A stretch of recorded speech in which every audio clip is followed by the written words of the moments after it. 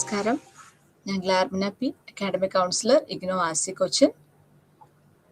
ഇന്നത്തെ നമ്മുടെ class BPCC 131 foundations of psychology. നമുക്ക് 5 ബ്ലോക്സ് ആണുള്ളത്. അതിൽ ബ്ലോക്ക് 4 പേഴ്സണാലിറ്റി ആൻഡ് ഇൻ്റലിജൻസ് ആണ് നമ്മളിപ്പം കവർ ചെയ്തുകൊണ്ടിരിക്കുന്നത്. കഴിഞ്ഞ ക്ലാസ്സിൽ നമ്മൾ യൂണിറ്റ് പേഴ്സണാലിറ്റി ആയിരുന്നു കവർ ചെയ്തത്. ഇന്നിപ്പം ഇൻ്റലിജൻസ് ആണ് നമ്മൾ ഇന്ന് കവർ ചെയ്യാൻ പോകുന്ന പോർഷൻ. So Unit 8 Intelligence. ഇന്നത്തെ ക്ലാസ്സിൽ നമ്മൾ കവർ ചെയ്യുന്നത് nature and concept of intelligence, nature nurture debate of intelligence, then ഇൻ്റലിജൻസുമായിട്ട് ബന്ധപ്പെട്ടിട്ടുള്ള ചില തിയറീസിൻ്റെ ഒരു സമ്മറി, ദെൻ ഇൻ്റലിജൻസ് നമുക്ക് എങ്ങനെ മെഷർ ചെയ്തെടുക്കാം, different types of intelligence test. ഇത്രയും കാര്യങ്ങളാണ് ഇന്നത്തെ ക്ലാസ്സിൽ നമ്മൾ കവർ ചെയ്യുന്നത്. സോ ആദ്യം ഇൻട്രൊഡക്ഷനിൽ നമ്മളുടെ ടെക്സ്റ്റിൽ പ്രിയാൻഷി സോമനി എന്ന് പറയുന്ന ഒരു കുട്ടിയുടെ പിക്ചർ നമ്മൾ കണ്ടിട്ടുണ്ടാവും. So she was born on 16th November 1998. അപ്പം ഈ കുട്ടിക്ക് മെൻ്റൽ കാൽക്കുലേഷൻ വേൾഡ് കപ്പ് 2010 നടത്തിയിട്ടുള്ള മെൻ്റൽ കാൽക്കുലേഷൻ വേൾഡ് കപ്പിൽ യങ്ങസ്റ്റ് പാർട്ടിസിപ്പൻറ്റ് എന്ന് പറയുന്ന ആ ഒരു പദവിയാണ് കിട്ടിയത്. And she was considered as A mental calculator and she one all the overall title and make India proud. അപ്പം ഈ കുട്ടി ഒരു 100% ആക്യുറസിയിലാണ് അഡീഷൻ, മൾട്ടിപ്ലിക്കേഷൻ, സ്ക്വയർ റൂട്ട് ഇത്രയും കാര്യങ്ങളാണ് ഈ കുട്ടി ചെയ്തത്. 5 മെൻ്റൽ കാൽക്കുലേഷൻ വേൾഡ് കപ്സ് ഈ കുട്ടി പാർട്ടിസിപ്പേറ്റ് ചെയ്തിട്ടുണ്ട്.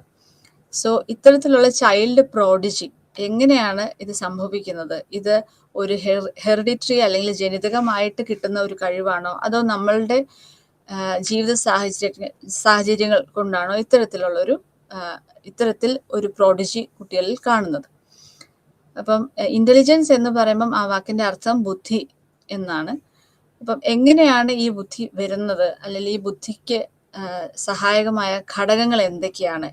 ഇത്തരം വിഷയങ്ങളാണ് ഈ ഒരു ക്ലാസ് കൊണ്ട് ഉദ്ദേശിക്കുന്നത്.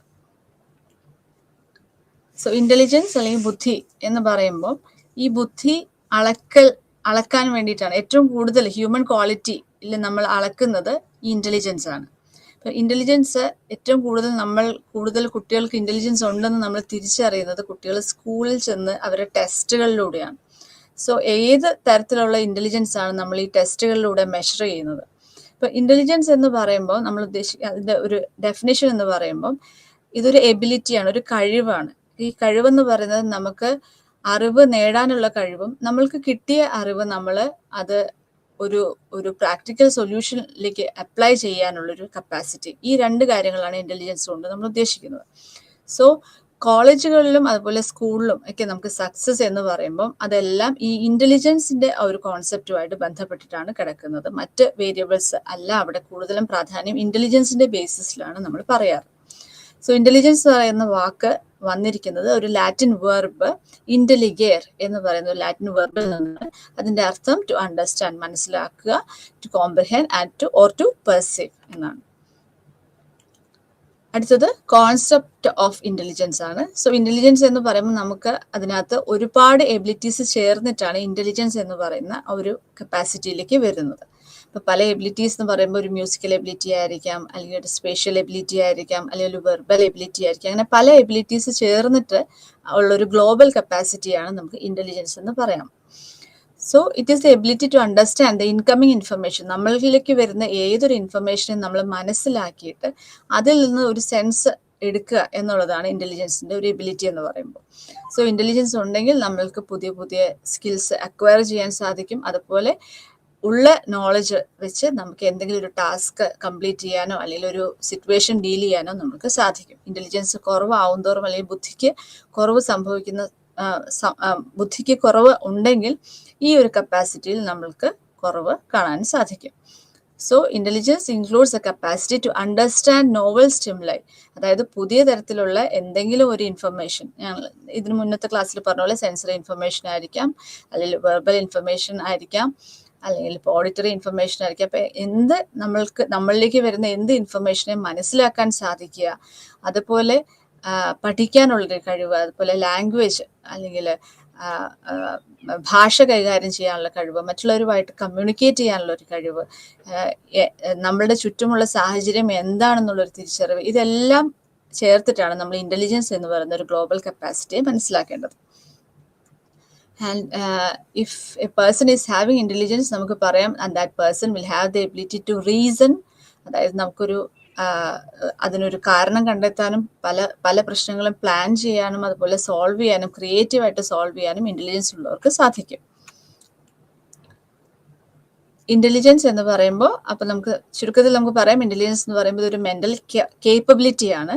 ആൻഡ് ആ കേപ്പബിലിറ്റി കൊണ്ട് നമ്മൾക്ക് റീസൺ ചെയ്യാൻ സാധിക്കും, പ്ലാൻ ചെയ്യാൻ സാധിക്കും, പല പ്രശ്നങ്ങളും നമുക്ക് സോൾവ് ചെയ്യാൻ സാധിക്കും, അബ്സ്ട്രാക്റ്റ് ആയിട്ട് നമുക്ക് തിങ്ക് ചെയ്യാൻ സാധിക്കും. അബ്സ്ട്രാക്റ്റ് ആയിട്ട് തിങ്ക് ചെയ്യുക എന്ന് പറയുമ്പോൾ നമ്മൾക്ക് ഇമാജിൻ ചെയ്യാനുള്ള എബിലിറ്റി, ഒരു പ്രോബ്ലത്തിനെ നമ്മൾ അത് വിഷ്വലൈസ് ചെയ്ത് കാണാനുള്ളൊരു എബിലിറ്റി, ഇതെല്ലാം ഇൻ്റലിജൻസ് കൊണ്ടാണ് നമുക്ക് സാധിക്കുന്നത്. അതുപോലെ പല കോംപ്ലക്സ് ഐഡിയാസിനെ നമുക്ക് മനസ്സിലാക്കാനും പെട്ടെന്ന് തന്നെ പഠിക്കാനും, നമുക്കറിയാം കുട്ടികളിൽ തന്നെ വ്യത്യാസം, ഇൻ്റലിജൻസിൻ്റെ വ്യത്യാസം കൊണ്ട് അവരുടെ പഠനത്തിലുള്ള വ്യത്യാസം നമുക്ക് തിരിച്ചറിയാൻ പറ്റും. ചില കുട്ടികൾക്ക് പെട്ടെന്ന് തന്നെ വായിച്ചാൽ പെട്ടെന്ന് തന്നെ മനസ്സിലാവും, ചില കുട്ടികൾ ഒത്തിരി നേരം എടുത്തിട്ടാണ് പഠിക്കുക. അപ്പോൾ ഇതെല്ലാം ആ ഒരു ഇൻ്റലിജൻസിൻ്റെ ഡിഫറൻസ് കൊണ്ടാണ് സംഭവിക്കുന്നതെന്നാണ് പറയുന്നത്. അതുപോലെ ഇൻ്റലിജൻസ് ഉള്ള ആളുകൾ അവരുടെ അല്ലെങ്കിൽ അവർക്ക് വരുന്നതും മറ്റുള്ളവർക്ക് വരുന്നതുമായിട്ടുള്ള അനുഭവത്തിൽ നിന്ന് പഠിക്കുന്ന ഒരു രീതി നമുക്ക് കാണാൻ സാധിക്കും. സോ ഇൻ്റലിജൻസ് എന്ന് പറയുമ്പോൾ ഇതൊരു ബുക്ക് ലേണിംഗ് എന്നും അത്ര നമുക്ക് കൺസിഡർ ചെയ്യാൻ പറ്റില്ല, ഇതൊരു അക്കാഡമിക് സ്കില്ലെന്ന് മാത്രം നമുക്ക് കൺസിഡർ ചെയ്യാൻ പറ്റില്ല. മറിച്ച് ഇത് നമ്മൾക്ക് കിട്ടുന്ന നോളജിനെ ഏത് രീതിയിൽ നമ്മൾ അപ്ലൈ ചെയ്യുന്നു, ഒരു അനാലിറ്റിക്കലായിട്ടും അതുപോലെ പ്രാക്ടിക്കലായിട്ടും നമ്മൾ എങ്ങനെ ഒരു പ്രശ്നത്തിനെ കാണുന്നു, മനസ്സിലാക്കുന്നു, സോൾവ് ചെയ്യുന്നു, ഇതെല്ലാം ചേർത്തിട്ടാണ് ഇൻ്റലിജൻസിനെ നമുക്ക് പറയാൻ സാധിക്കുക. ഇൻ സിമ്പിൾ വേർഡ്സ്, ഇൻ്റലിജൻസ് എന്ന് പറയുമ്പോൾ thinking skills and the ability to adapt. ഓരോ സിറ്റുവേഷൻ വരുമ്പോൾ ആ സിറ്റുവേഷനോട് ചേർന്ന് നിൽക്കാൻ സാധിക്കുക, അതുമായിട്ട് പൊരുത്തപ്പെടാൻ സാധിക്കുക, അതുമായിട്ട് ഇഴുകിച്ചേരാൻ സാധിക്കുക, ഇതെല്ലാം ഇൻ്റലിജൻസ് ഉള്ളവർക്കാണ് ഈ ഒരു കപ്പാസിറ്റി നമ്മൾ കൂടുതലായിട്ടും കാണുന്നത്. ഇൻ്റലിജൻസുമായിട്ട് ബന്ധപ്പെട്ടിട്ടുള്ള ചില ഡെഫിനിഷൻസ് ആണ് ഇനി പറയുന്നത്. ആൽഫ്രഡ് ബിനെറ്റിന്റെ ഡെഫിനിഷൻ പ്രകാരം ability for judgment or common sense, ഇതിനെയാണ് ഇൻ്റലിജൻസ് എന്ന് പറയുന്നത്, ആൽഫ്രഡ് ബിനെ. അടുത്തത് തോണ്ടൈക്കിന്റെ ഡെഫിനിഷനാണ്. അദ്ദേഹം പറയുന്നത് it is one's capacity to deal effectively with situations. ഓരോ സാഹചര്യങ്ങളിലും നമ്മൾ എഫക്റ്റീവായിട്ട് വളരെ മെച്ചപ്പെട്ട രീതിയിൽ നമ്മൾ കൈകാര്യം ചെയ്യാനുള്ള ഒരു എബിലിറ്റിയാണ് നമ്മൾ തോണ്ടൈക്ക് ഇൻ്റലിജൻസിനെ കാണുന്നത്. ദെൻ ജീൻ പിയാഷെയുടെ ഡെഫിനിഷൻ പ്രകാരം it is the ability to adapt to one's surroundings. Cyril Burt, intelligence is the capacity of flexible adjustment. അടുത്തത് ഡേവിഡ് വെഷ്ലറിന്റെ ഡെഫിനേഷനാണ്. നമ്മൾ പഠിക്കുന്ന സമയത്ത് നമുക്ക് ഏറ്റവും ആപ്റ്റ് ആയിട്ടുള്ളൊരു ഡെഫിനേഷനും നമ്മൾ എക്സാം പോയിന്റ് ഓഫ് വ്യൂവിൽ നമ്മൾ നോക്കുമ്പോഴും ഏറ്റവും എളുപ്പത്തിലും എല്ലാ കപ്പാസിറ്റിയും ചേർത്ത് വെച്ചിട്ടുള്ളൊരു ഡെഫിനേഷൻ എന്ന് പറയുന്നത് വെഷ്ലറിന്റെ ഡെഫിനേഷനാണ്.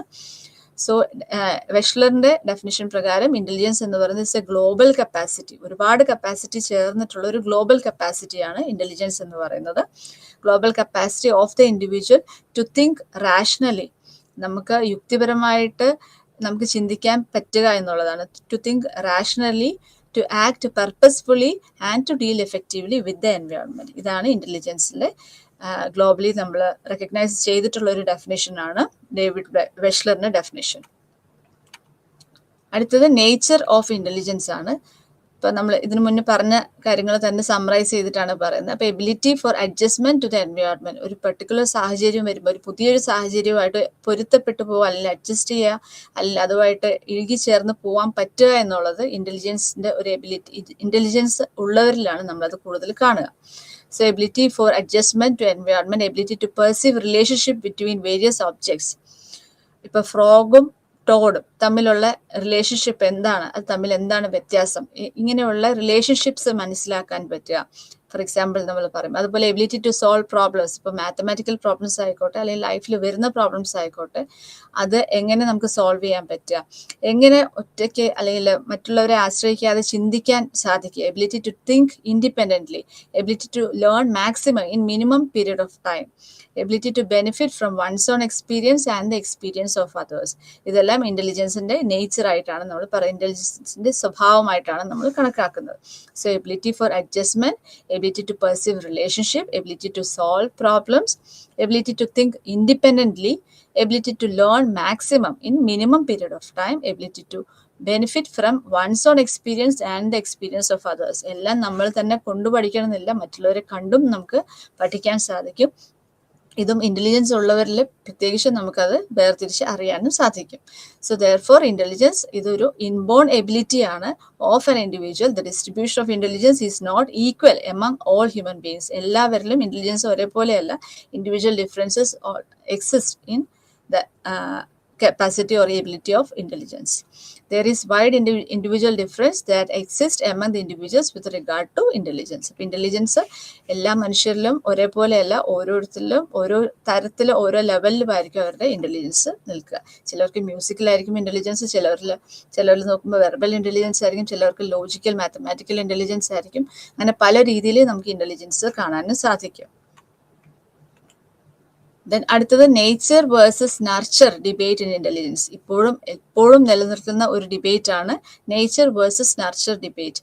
നേച്ചർ എന്നത് ഉദ്ദേശിക്കുന്നത് ജനിതകമായിട്ടുള്ള ഫാക്ടേഴ്സ്, ഇന്റലിജൻസ് ആയിട്ട് ബന്ധപ്പെട്ടിട്ടുള്ള ജനിതകമായ ഫാക്ടേഴ്സ്, അതിൻ്റെ ഒരു പ്രൊമോഷൻ അല്ലെ അതിൻ്റെ ഒരു പ്രീഡോമിനൻസ് ആണ് നേച്ചർ കൊണ്ട് ഉദ്ദേശിക്കുന്നത്. So it refers to the genetic factors that we have inherited from our parents such as height or skin colour. ഇപ്പോൾ ഹൈറ്റും സ്കിൻ കളറൊക്കെയാണ് ഏറ്റവും കൂടുതൽ നേച്ചറുമായിട്ട് അല്ലെങ്കിൽ ജനിതകമായിട്ട് ജനറ്റിക് ഫാക്ടേഴ്സിൽ നമ്മൾ പെടുത്താറ്. അപ്പോൾ അത്തരത്തിലുള്ള ഒരു ഇന്റലിജൻസും ഇത്തരത്തിലുള്ള ഒരു ജനറ്റിക് ഫാക്ടേഴ്സ് ആണ് കൂടുതലും എന്നാണ് ഒരു ഭാഗം വാദത്തിൽ പറയുന്നത്. അടുത്തത് നർച്ചറാണ്. നർച്ചറിൽ പറയുന്നത് എൻവയോൺമെന്റൽ ഫാക്ടേഴ്സ് ലൈക്ക് കുട്ടി എങ്ങനെ വളർന്നു വരുന്നു, അവരുടെ ഫാമിലി, അവരുടെ സാമ്പത്തിക ചുറ്റുപാട് എങ്ങനെയാണ്, അവർക്ക് കിട്ടുന്ന സോഷ്യൽ സപ്പോർട്ട് എങ്ങനെയാണ്, അവർ ജീവിക്കുന്ന കൾച്ചർ എങ്ങനെയാണ്, ഇതിനനുസരിച്ച് ഇന്റലിജൻസിൽ വ്യത്യാസം ഉണ്ടാവും എന്നുള്ളതാണ് നർച്ചറിന്റെ കോൺസെപ്റ്റിൽ വരുന്നത്. ഇപ്പം ഞാൻ നേരത്തെ പറഞ്ഞ കുട്ടിയുടെ കാര്യം പറഞ്ഞപ്പോഴും ഈ കുട്ടിക്ക് ജനറ്റിക് ആയിട്ടുള്ള ഫാക്ടേഴ്സ് ആണോ അതോ എൻവയോൺമെന്റൽ ഫാക്ടേഴ്സ് ആണ്, ഏതാണ് ഈ കുട്ടിയുടെ ഈ ഒരു ഇന്റലിജൻസിന് കോൺട്രിബ്യൂട്ട് ചെയ്തതെന്ന് നമ്മൾ ചിന്തിക്കുക. സോ അപ്പോൾ ജനറ്റിക് ഫാക്ടേഴ്സ് എന്ന് പറയുമ്പോൾ പേരൻസിൽ നിന്ന് ഇൻഹെറിറ്റ് ചെയ്യുന്ന ഫാക്ടേഴ്സ് ആണ് ജനറ്റിക് ഫാക്ടേഴ്സ് എന്ന് പറയുമ്പോൾ. ഇപ്പം ഈ കുട്ടിയെ സംബന്ധിച്ചിടത്തോളം പേരൻസ് ഇന്റലിജന്റ് ആയിരുന്നു, അതോടൊപ്പം ഈ കുട്ടിക്ക് എൻവയോൺമെന്റൽ ആയിട്ടുള്ള ഫാക്ടേഴ്സ് ലൈക്ക് ഈ കുട്ടി 6 വയസ്സിൽ തന്നെ ഈ കുട്ടിയുടെ മെന്റൽ മാത്തമാറ്റിക്സ് അല്ലെങ്കിൽ ആ ഒരു എബിലിറ്റി കണ്ടിട്ട് മെന്റൽ മാത്തമാറ്റിക്സ് ട്രെയിനിങ് കൊടുത്തിരുന്നു ഇവരുടെ പേരൻസ്. അപ്പോൾ ആ ഒരു പേരൻസിന്റെ കയ്യിൽ നിന്നുള്ള ആ ഒരു എൻവയോൺമെന്റൽ സ്റ്റിമുലേഷൻ കൂടി വന്നതുകൊണ്ടായിരിക്കും ഈ കുട്ടിക്ക് ഈ രീതിയിലുള്ളൊരു മെച്ചം അവരുടെ ആ ഒരു മാത്തമാറ്റിക്കൽ കാൽക്കുലേറ്റർ എന്ന് പറയുന്ന ലെവലിലേക്ക് ഈ കുട്ടി ഉയരാനുള്ള സാഹചര്യം. സോ അപ്പോൾ അവിടെ ജനറ്റിക് ഫാക്ടേഴ്സും എൻവയോൺമെന്റൽ ഫാക്ടേഴ്സും രണ്ടും ഈ കുട്ടിയുടെ ഇന്റലിജൻസിനെ കോൺട്രിബ്യൂട്ട് ചെയ്തെന്ന് വേണം നമ്മൾ മനസ്സിലാക്കാൻ. ഇത് രണ്ട് തരം, ഇപ്പൊ നമ്മൾ നേച്ചർ എന്ന് പറയുന്ന ഇതിനോട് കോൺട്രിബ്യൂട്ട് ചെയ്യുന്ന അല്ലെങ്കിൽ ആ ഒരു തരത്തിൽ people who believe that our intelligence is purely controlled by our hereditary factors, നമ്മൾ ജനിതകമായ ഫാക്ടേഴ്സ് ആണ് ഇന്റലിജൻസിനെ കൺട്രോൾ ചെയ്യുന്നത് എന്ന് വാദിക്കുന്ന ആളുകളെ നമ്മൾ നേറ്റിവിസ്റ്റ് എന്നാണ് പറയുക. Those who support this view regard differences in human behaviours as A result of different genetic makeup. അടുത്ത അതർ എൻഡ് ഡിബേറ്റിന്റെ അടുത്ത അതർ എൻഡിൽ നമ്മൾ പറയുമ്പോൾ നർച്ചറിങ്ങിനാണ് അവിടെ കൂടുതൽ പ്രസക്തി വരുന്നത്. അത്തരത്തിലുള്ള വിശ്വാസം കൊണ്ടു നടക്കുന്നവരെ നമ്മൾ എൻവയോൺമെന്റലിസ്റ്റ് അല്ലെങ്കിൽ എംപിറിസിസ്റ്റ് എന്നാണ് പറയുക. അവര് എക്സ്പീരിയൻസിൽ നിന്നാണ് ഇന്റലിജൻസ് ഡെവലപ്പ് ചെയ്യുന്നത്. പാസ്റ്റ് എക്സ്പീരിയൻസിൽ നിന്നും അവർ പഠിക്കുന്ന ലേണിംഗ് അല്ലെങ്കിൽ ആ ഒരു പ്രോസസ്സിൽ നിന്നുമാണ് അവർ ഇന്റലിജൻസ് ഡെവലപ്പ് ചെയ്യുന്നത് എന്നൊരു കോൺസെപ്റ്റാണ്. ഇതുമായിട്ട് ബന്ധപ്പെട്ട് നമ്മൾ പറയുന്നത് ജോൺ ലോക്കയുടെ ഒരു കോൺസെപ്റ്റാണ്. ജോൺ ലോക്ക് പറയുന്നത് മൈൻഡ് എന്ന് പറയുന്ന ഒരു ടാബ്ലർ റാസ, അതായത് ഒരു ക്ലീൻ സ്ലേറ്റ് പോലെയാണ് മനസ്സെന്നാണ് പറയുന്നത്. അതിൽ നമ്മൾ എന്ത് എഴുതി കുറിക്കുന്നോ അതിനനുസരിച്ചിട്ടാണ് ഡെവലപ്മെന്റ് വരുന്നത് ഓരോ വ്യക്തികളിലും എന്നുള്ളതാണ് ജോൺ ലോക്കിയുടെ കോൺസെപ്റ്റിൽ വരുന്നത്. So nativist and environmentalist or empiricist. So നേച്ചറും നർച്ചറിന്റെ ഡിബേറ്റിൽ വരുമ്പം ഇപ്പൊ നമ്മൾ ഹൈറ്റ് ഞാൻ നേരത്തെ പറഞ്ഞു ഒരു നേച്ചറിന്റെ ഒരു കൺസെപ്റ്റ് ആണ് പറയുന്നത്, ഹൈറ്റും സ്കിൻ കളറും.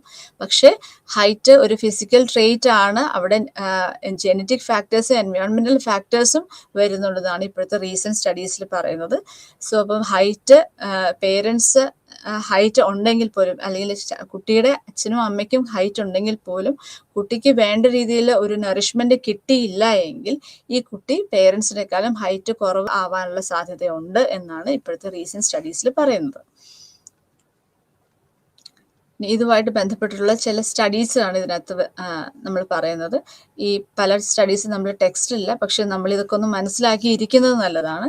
സോ ഹെറിഡിറ്ററി ഫാക്ടേഴ്സ് മനസ്സിലാക്കാൻ വേണ്ടിയിട്ട് ചില സ്റ്റഡീസ്, അഡോപ്ഷൻ സ്റ്റഡീസുമായിട്ട് നമ്മൾ നോക്കുമ്പോൾ ഇതിൽ പറയുന്നത് adopted children's IQ are consistently close to their biological mothers than adoptive mothers. ദത്തെടുത്ത അമ്മമാരെ വെച്ച് നോക്കുമ്പോൾ അവരുടെ ബയോളജിക്കൽ സ്വന്തം അവരെ പ്രസവിച്ച അമ്മമാരുടെ IQ ആയിട്ട് ആണ് ഈ കുട്ടികളിൽ കൂടുതലും സിമിലാരിറ്റി കാണുന്നത്. അതാണ് അഡോപ്റ്റഡ് ചിൽഡ്രന്റെ സ്റ്റഡിയിൽ പറയുന്നത്. അതുപോലെ when pairs of identical twins were separated in early life, ചെറുപ്പത്തിലെ അവരെ സെപ്പറേറ്റ് ചെയ്തു. ഐഡന്റിക്കൽ ട്വിൻസിനെ ചെറുപ്പത്തിലെ സെപ്പറേറ്റ് ചെയ്ത് 2 ഡിഫറെൻ്റ് ആയിട്ടുള്ള ഹോംസിൽ, വീടുകളിൽ അവർ വളർന്നു വന്നു. പക്ഷെ പിന്നീട് നോക്കിക്കഴിഞ്ഞപ്പോൾ ഇവരുടെ IQ തമ്മിൽ നല്ല കോറിലേഷൻ കാണുന്നുണ്ട്. സോ അതുപോലെ ഇവരെ കാണുമ്പോഴാണെങ്കിൽ ഇവരുടെ ഫിസിക്കൽ അപ്പിയറൻസും അവരുടെ ഡ്രസ്സിന്റെ പ്രിഫറൻസും മാനറിസത്തിലെല്ലാം സിമിലാരിറ്റി അമേസിംഗ്ലി സിമിലർ ആയിട്ട് നമ്മൾ കാണുന്നുണ്ട്. സോ അപ്പോൾ ആ ഒരു IQ എന്ന് പറയുന്ന ഫാക്ടർ എത്രത്തോളം ജനറ്റിക് ഫാക്ടേഴ്സ് കോൺട്രിബ്യൂട്ട് ചെയ്യുന്നുണ്ട്, അല്ലെങ്കിൽ ഹെറിഡിറ്ററി ഫാക്ടേഴ്സ് കോൺട്രിബ്യൂട്ട് ചെയ്യുന്നുണ്ട് എന്നുള്ളതാണ് ഈ ഒരു സ്റ്റഡിയിൽ നമ്മൾ മനസ്സിലാക്കേണ്ടത്. അതുപോലെ മോണോസൈഗോട്ടിക് ട്വിൻസ് വെച്ച് നമ്മൾ കമ്പയർ ചെയ്യുമ്പോൾ ഡൈസൈഗോട്ടിക് ട്വിൻസിലാണ് IQ കൂടുതൽ സിമിലർ ആയിട്ട് കാണുന്നത്. അതുപോലെ ഡൈസൈഗോട്ടിക് ട്വിൻസിനെയും സിബ്ലിങ്സിനെയും വെച്ച് കമ്പയർ ചെയ്യുമ്പോൾ ഡൈസൈഗോട്ടിക് ട്വിൻസിലാണ് കൂടുതൽ സിമിലർ IQ ആയിട്ട് കാണുന്നത്. അടുത്തത് എൻവയോൺമെന്റൽ ഫാക്ടേഴ്സുമായിട്ട് ബന്ധപ്പെട്ടിട്ടാണ്. അപ്പോൾ ഇന്റലിജൻസിൽ നമുക്ക് എത്ര ഇന്റലിജൻസ്, ഹെറിഡിറ്ററി ആയിട്ട് എത്ര ഇന്റലിജൻസ് കിട്ടിയാലും ഒരു പ്രോപ്പർ നറിഷിംഗ് ആയിട്ടുള്ള എൻവയോൺമെന്റ് അല്ലെങ്കിൽ ജീവിത സാഹചര്യം ഇല്ല എങ്കിൽ എത്ര ജനറ്റിക് പൊട്ടൻഷ്യൽ ഉണ്ടെങ്കിലും അതൊരു നോർമൽ ലെവലിലേക്ക് ആ ഇന്റലിജൻസ് ഡെവലപ്പ് ചെയ്യില്ല എന്നുള്ളതാണ് എൻവയോൺമെന്റലിസ്റ്റിന്റെ വാദത്തിൽ നമ്മൾ പറയുന്നത്.